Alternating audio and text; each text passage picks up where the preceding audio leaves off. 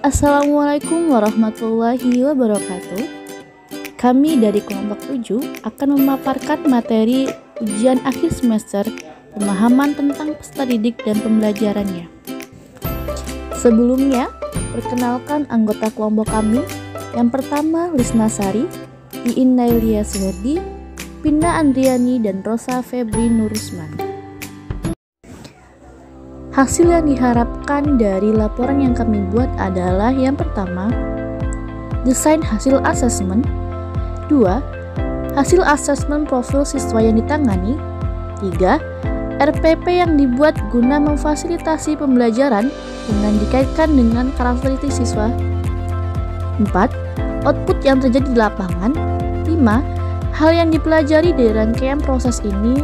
Dan terakhir, tips pada masyarakat luas jika menghadapi siswa yang memiliki karakteristik tersebut. Desain asesmen yang kami buat adalah yang pertama, menyusun panduan profiling peserta didik. Kedua, profiling peserta didik. Ketiga, analisis hasil asesmen. Yang keempat, menentukan tujuan pembelajaran. 5. Menentukan rencana asesmen. 6. Menyusun RPP. 7. Melaksanakan praktik pembelajaran. 8. Melaksanakan praktik asesmen. 9. Analisis hasil asesmen. 10. Evaluasi dan refleksi. Dan yang terakhir adalah rencana tindak lanjut. Hasil asesmen profiling peserta didik. Jumlah peserta didik ada 28 status sosial. Peserta didik berasal dari daerah yang berbeda-beda latar belakang sosial, ekonomi, dan agama. Minat belajar, ada peserta didik yang memiliki minat belajar tinggi dan ada pula yang memiliki minat belajar rendah. Gaya belajar yang dimiliki peserta didik berbeda-beda. Ada yang audiovisual dan kinestetik. Kemampuan kognitif peserta didik beragam. Ada yang low, medium, dan high. Perkembangan moral. Sebagian besar peserta didik dapat membedakan mana yang baik dan mana yang buruk, serta mampu menunjukkan perilaku baik. Perkembangan emosi. Sebagian besar peserta didik memiliki emosi yang stabil, namun ada beberapa anak yang temperamen dan mudah marah. Perkembangan motorik kasar sudah baik sesuai dengan fasenya. Peserta didik dapat berjalan, berlari, dan berlompat. RPP yang dibuat guna memfasilitasi pembelajaran dengan karakteristik khas peserta didik. Modul ajar berisi mengenai informasi umum perangkat ajar, di mana fasenya yaitu fase F, kelasnya terdiri dari kelas 10, jenjang yaitu SMA, model pembelajaran tatap muka, alokasi waktu 3 JP atau 3 dikali 45 menit. Kata kunci materi adalah lembaga keuangan, bank, dan jenis bank. Selanjutnya, tujuan pembelajaran, di mana melalui diskusi ini kelompok menggunakan model pembelajaran cooperative learning dan teknik PBL serta STAD atau Student Team Assessment Division, di mana peserta didik memahami konsep bank dan memahami berbagai produk yang dihasilkan. Selanjutnya, untuk domain CP, di mana terdiri dari lembaga keuangan bank, dan yang terakhir yaitu indikator capaian pembelajaran, di mana dari aspek kognitif, yang pertama mendeskripsikan konsep bank, kedua mengidentifikasi jenis-jenis bank, ketiga mendeskripsikan produk-produk perbankan. Selanjutnya, untuk aspek psikomotor, di mana yang pertama menyajikan hasil analisis permasalahan yang terjadi pada sebuah bank, dan yang kedua menyebutkan jenis-jenis bank. Selanjutnya, masih pada modul ajar, terdiri dari pertanyaan inti, di mana yang pertama, apa yang diketahui tentang bank, kedua, sebutkan jenis-jenis bank, ketiga, apa saja jenis kegiatan usaha dan produk yang ditawarkan bank. Berikutnya, pada persyaratan kompetensi, di mana pengetahuan mengenai konsep lembaga keuangan bank. Yang selanjutnya, untuk profil pelajar Pancasila, di mana peserta didik menjadi pribadi yang bernalar kritis dalam memperoleh informasi dan menganalisis pendapatan nasional suatu negara. Kreatif, di mana menghasilkan gagasan yang orisinal, bergotong royong yaitu pada kemampuan bekerja sama dengan orang lain, demokratis yaitu dalam mengemukakan pendapat, dan beriman bertakwa kepada Tuhan yang Maha Esa. Selanjutnya, untuk sarana dan prasarana terdiri dari laptop atau smartphone, yang kedua jaringan internet, ketiga LCD atau proyektor, dan yang keempat papan tulis. Untuk target peserta didik, di mana target perangkat ajar ini dapat digunakan guru untuk mengajar. Yang pertama, peserta didik reguler. Yang kedua, peserta didik cerdas, istimewa, dan berbakat istimewa. Selanjutnya, untuk jumlah peserta didik, di mana jumlah peserta didik ini untuk pembelajaran maksimal 36 peserta didik.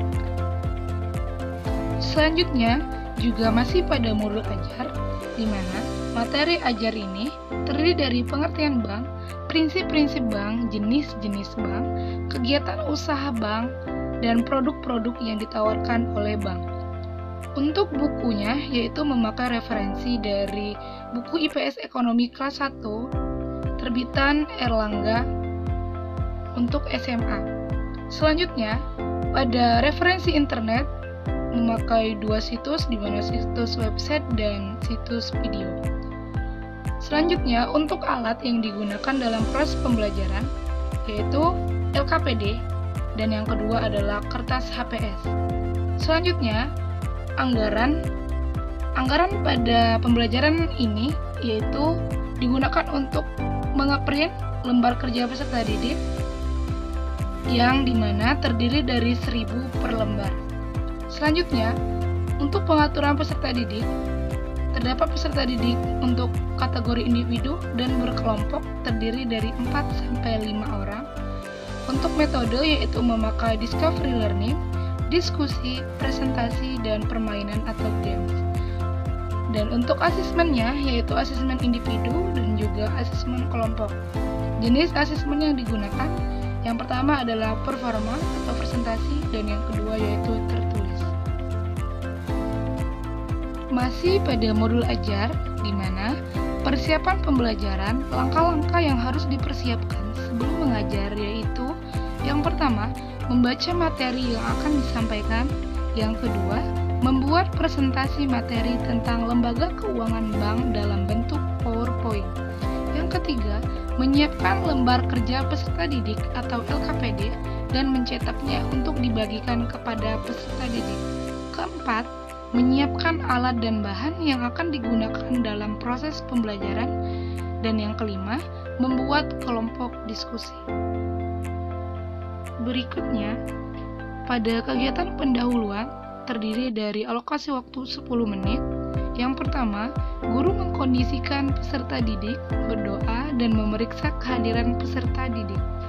Yang kedua, guru memberikan apersepsi dengan menanyakan materi sebelumnya dan mengaitkan dengan materi yang akan disampaikan. Dan yang ketiga, guru mengkondisikan kelas. Keempat, guru bertanya pada peserta didik, pernahkah peserta didik pergi ke bank? Dan yang kelima, guru menyampaikan tujuan dari pembelajaran yang akan dilaksanakan. Keenam, guru menyampaikan acuan pembelajaran. Dan yang terakhir yaitu ketujuh, guru menyampaikan arahan mengenai langkah-langkah pembelajaran dengan model cooperative learning dan teknik student team assessment division atau STAD. Selanjutnya, untuk kegiatan inti terdiri dari alokasi waktu 110 menit, di mana rincian kegiatannya adalah guru menyampaikan sebuah video tentang bank. Selanjutnya, guru dan peserta didik melakukan tanya jawab terkait video yang ditampilkan. Selanjutnya, guru menjelaskan materi secara singkat. Selanjutnya, guru memberikan LKPD kepada peserta didik untuk dikerjakan secara kelompok. Selanjutnya, guru menginstruksikan peserta didik untuk mengamati sebuah video tentang kasus yang terjadi pada sebuah bank. Dan selanjutnya, guru meminta masing-masing untuk mempresentasikan hasil pengamatannya tersebut. Selanjutnya, kelompok lain yang tidak presentasi memperhatikan dan memberikan tanggapan terkait hasil presentasi. Dan yang terakhir pada kegiatan inti ini, yaitu guru memberikan informasi tentang bahan diskusi dengan isi video. Kegiatan penutup. Dengan alokasi waktu 10 menit, rincian kegiatannya adalah: yang pertama, guru mengkondisikan peserta didik ke tempat duduknya masing-masing. Yang kedua, guru bersama peserta didik membuat kesimpulan tentang materi pada pertemuan kali ini. Ketiga, guru memberikan materi sebagai penguatan. Keempat, guru memberikan refleksi. Kelima, guru menugaskan peserta didik untuk mempelajari materi selanjutnya, yaitu tentang lembaga keuangan non-bank. Dan yang terakhir yaitu keenam, guru menutup pertemuan dan mengucapkan salam. Asesmen pembelajaran terdiri dari 3 asesmen. Yang pertama, asesmen diagnostik, yaitu pertanyaan pemantik sebelum memulai pembelajaran dan tanya jawab. Selanjutnya, asesmen formatif terdiri dari tes evaluasi ulangan harian. Dan selanjutnya, asesmen sumatif terdiri dari penilaian proses observasi sikap performa berupa pameran hasil karya, keterampilan, dan pengetahuan selama kegiatan pembelajaran. Kegiatan remedial dan pengayaan. Untuk remedial, diberikan kepada peserta didik yang berhasil belajarnya belum mencapai target. Dan untuk pengayaan, diberikan kepada peserta didik yang daya tangkap dan daya kerjanya lebih. Refleksi terdiri dari refleksi guru dan refleksi peserta didik. Untuk refleksi guru, mencakup perencanaan, pelaksanaan, dan penilaian. Pada refleksi peserta didik, mencakup di mana peserta didik dapat mengidentifikasi jenis-jenis bank. Selanjutnya, peserta didik dapat mengidentifikasi konsep bank. Dan yang terakhir, peserta didik dapat mengidentifikasi produk-produk perbankan. Penilaian, di mana terdiri dari rubrik penilaian lembar kerja peserta didik dan rubrik penilaian kognitif. Untuk lembar kerja peserta didik terdiri dari identitas peserta didik, petunjuk belajar, dan laporan hasil diskusi.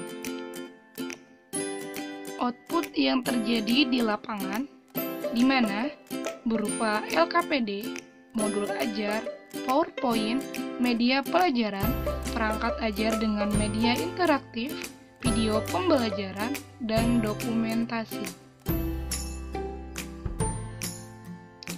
Hal yang dipelajari dari rangkaian proses ini, di mana sebagai guru harus selalu membangun pembelajaran yang menyenangkan, menggunakan media menarik, menggunakan banyak permainan, dan aktivitas nyata untuk dipraktikkan. Permasalahan pada pembelajaran di kelas. Berikut ini adalah gambaran permasalahan pada pembelajaran di kelas. Di antaranya adalah pengelolaan kelas.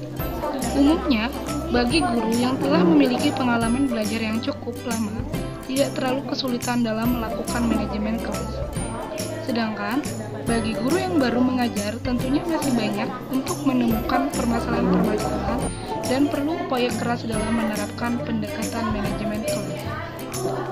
Analisis permasalahan terkait pengelolaan kelas ini yaitu ada diskusi kelompok yang masih kurang kondusif, di mana dalam pembelajaran kurangnya komunikasi yang terjalin antara peserta didik dan guru, di mana pembentukan kelompok diskusi telah ditetapkan oleh peserta didik pada pembelajaran sebelumnya dan tidak mau diubah.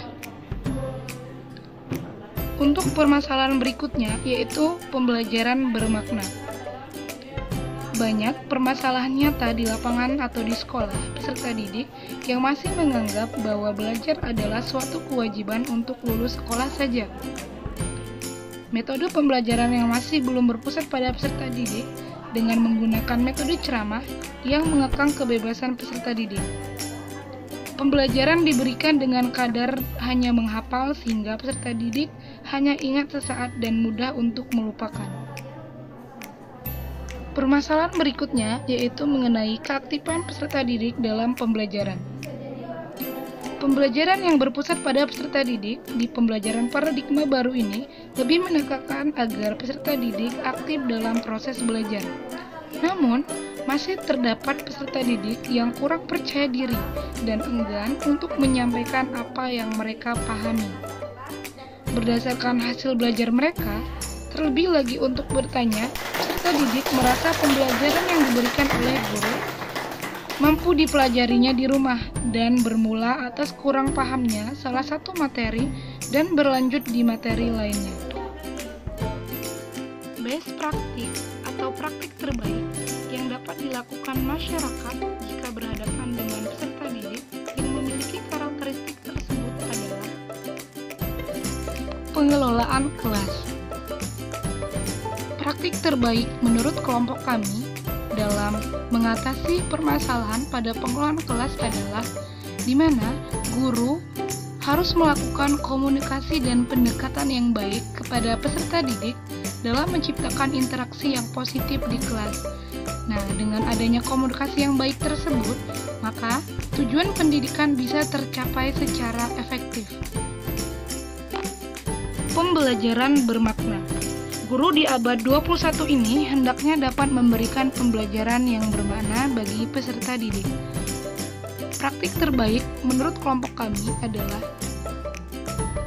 di mana guru hendaknya menjelaskan terlebih dahulu mengenai tujuan pembelajaran kepada peserta didik, agar peserta didik mampu mengetahui manfaat yang diperoleh dari pembelajaran tersebut. Lalu, dapat dikaitkan dengan materi yang disampaikan dengan kehidupan sehari-hari sesuai dengan tahapan pemahaman, sehingga peserta didik lebih banyak bertanya untuk mengetahui, bukan hanya untuk mendapatkan nilai saja. Selain itu juga, guru dapat memberikan lingkungan yang aman, nyaman, dan berpihak pada peserta didik sehingga pembelajaran lebih mudah diterima dan dipahami, juga memberikan dampak positif terhadap perkembangan peserta didik. Selanjutnya, berkaitan dengan keaktifan peserta didik dalam pembelajaran, di mana praktik terbaiknya adalah yang pertama, memberikan motivasi atau menarik perhatian peserta didik sehingga mereka berperan aktif dalam kegiatan pembelajaran. Yang kedua, menjelaskan tujuan, di mana terdiri dari kemampuan dasar kepada peserta didik. Ketiga, mengingatkan kompetensi belajar kepada peserta didik. Keempat, memberikan stimulus berupa masalah, topik, dan konsep yang akan dipelajari. Kelima, memberikan petunjuk kepada peserta didik cara mempelajari. Keenam, memunculkan aktivitas partisipasi peserta didik dalam kegiatan pembelajaran. Ketujuh, memberikan umpan balik atau feedback. Kedelapan, melakukan tagihan-tagihan kepada peserta didik berupa tes, sehingga kemampuan peserta didik selalu terpantau dan terukur. Dan yang kesembilan atau yang terakhir, menyimpulkan setiap materi yang disampaikan di akhir pembelajaran. Cukup sekian yang dapat kami sampaikan. Kami dari kelompok 7, mohon maaf apabila terjadi kesalahan. Kami akhiri, wassalamualaikum warahmatullahi wabarakatuh.